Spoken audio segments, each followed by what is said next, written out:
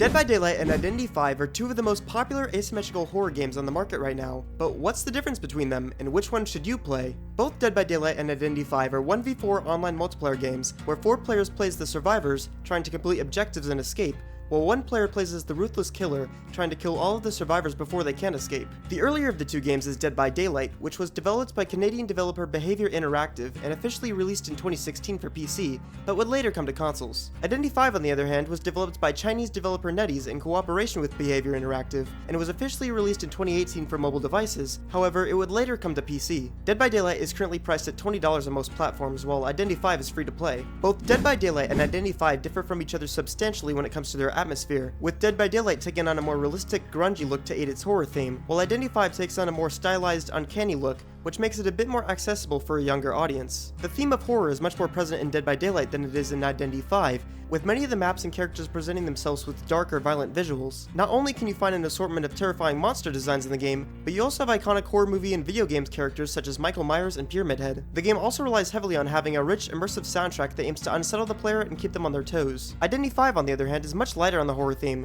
with many of the maps and environments only having subtle hints of disturbing imagery here and there. The game still does include some pretty creepy killer designs, however, none of them are highly graphic. The sound design in Identity V is also a bit more stripped down, so you won't ever feel super immersed in the game like Dead by Daylight. Although Dead by Daylight and Identity V are both asymmetrical games and share a lot of the same mechanics, they play a lot differently from each other. Taking a look at the survivor role, the goal of the survivors in both games is to complete 5 objectives to power the exit gates and escape, with the objectives in Dead by Daylight being generators, and the objectives in Identity V being cipher machines. In Dead by Daylight, each survivor plays the same at their core, and must rely solely on the environment to evade the killer, with pallets and windows being abundant in each map to aid this process. They can, however, bring up to 4 perks which have the chance to impact the game substantially. Perks typically help boost your survival chances by giving you or your teammates benefits in certain areas, such as generator repairs, map knowledge, stealth, escaping, and so on. All survivors can gain access to any perk as long as you have that specific perk unlocked. However, in Identity V, it's quite the opposite case. In Identity V, you do not have perks like in Dead by Daylight. Instead, each survivor has their own set of skills and abilities that they can rely on to evade the hunter, in addition to the many pallets and windows that can be found in the game. Each survivor is part of a specific class,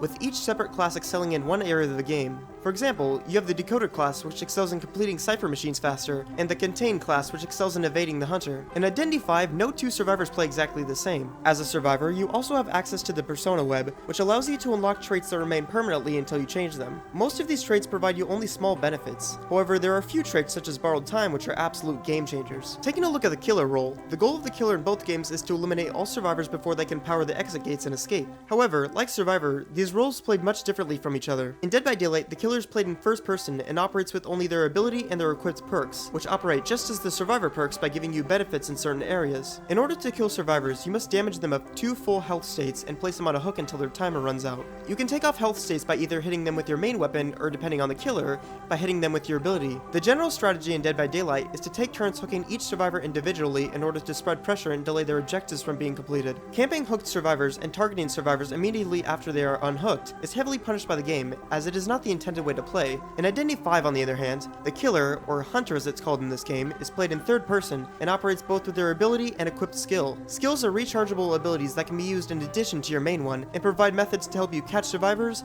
traverse the map, or find survivors. Only 1 skill can be used per game, with the exception of the trait Trump card, which allows you to change it once during a match. The hunter's abilities in Identity V are much more ambitious compared to Dead by Daylight, and often provide unique ways to pressure the map, injure survivors, or delay their objectives. Similarly to Dead by Daylight, survivors must be damaged of 2 health states and placed on a rocket chair until their timer runs out in order to be eliminated. Some hunters have abilities which apply partial damage onto survivors, which can then be followed up with more ability hits or regular hits to add up their damage and get them down. Other hunters have certain abilities which stack up to apply damage to survivors. There are benefits to playing both partial damage hunters and regular damage hunters, so it's all up to experimentation. The general strategy in Identity V is to get a survivor on a rocket chair as early as possible and camp them until they are eliminated or a survivor comes to save. The objectives in Identity V can be completed much quicker than they can in Dead by Daylight, and survivors can be much more oppressive and chased due to their unique abilities, so you really have to take advantage when a survivor is vulnerable. It is common for hunters to target the first person they chair until they are eliminated, so that they can weaken the team significantly before they have a chance to complete the remaining ciphers. Some hunters even excel at camping chairs, with their kit including strong tools to do so. Camping in Identity V is seen in much less of a negative light compared to Dead by Daylight, however, due to the fact that the survivor side has a rescuer class that can help save against camping hunters. So now that we know about the gameplay, what about the monetization? How much money will you be spending on both these games? Dead by Daylight has a base cost of $20, which includes only a few killers and survivors to start. However, more can be unlocked by buying character DLCs, which typically go for around $7, or by earning in-game currency, which can be used to unlock individual characters. However, it is important to note that licensed characters are only available for real money. Dead by Daylight also has a massive collection of cosmetics for their characters, with most skins going for about $10. However, some skins can be pricier. Cosmetics can also be bought with in-game currency. However, the amount you have to earn to afford a decent cosmetic will require an incredible amount of grinding. Identity 5, unlike Dead by Daylight, is free to play. However, you only start with a few survivors and just one hunter. Just like Dead by Daylight, characters can be purchased for either real money or with in-game currency. However, it is much more valuable in Identity 5 to buy characters only using the in-game currency. As a new player, you are also given the chance to unlock a few characters for free, which is something that Dead by Daylight does not do. The real big difference when it comes to Identity 5's monetization is the cosmetics. Identity 5 is, at its core, a gacha game, so many of the cosmetics are only obtainable through obtaining prize boxes, which are called essences in the game. Although essences can be earned for free, the amount is quite limited per season, so most of the time you won't earn any new skins unless you pay real money to purchase the essences. There are also skins that are obtainable through the in-game shop that can be purchased with both in-game currency and real money. However, in order to get them for free, you'll have to do a heavy amount of grinding. And buying them with real money won't make you too happy either, considering that skins of a good tier typically go from $20 to $35. On the positive side, Identity 5 often has events that give out free currency and low-tier cosmetics, and occasionally, you can earn high-tier cosmetics from these events as well. If you're looking for a genuine horror game with consistent gameplay and a dedicated player base, then Dead by Daylight might be right for you. If you're looking for a less serious, high-stakes game with a sense of exclusivity, then Identity 5 would serve you better. As always, thanks for watching. If you enjoyed the video or if it helped you at all, please make sure to like, comment, or subscribe,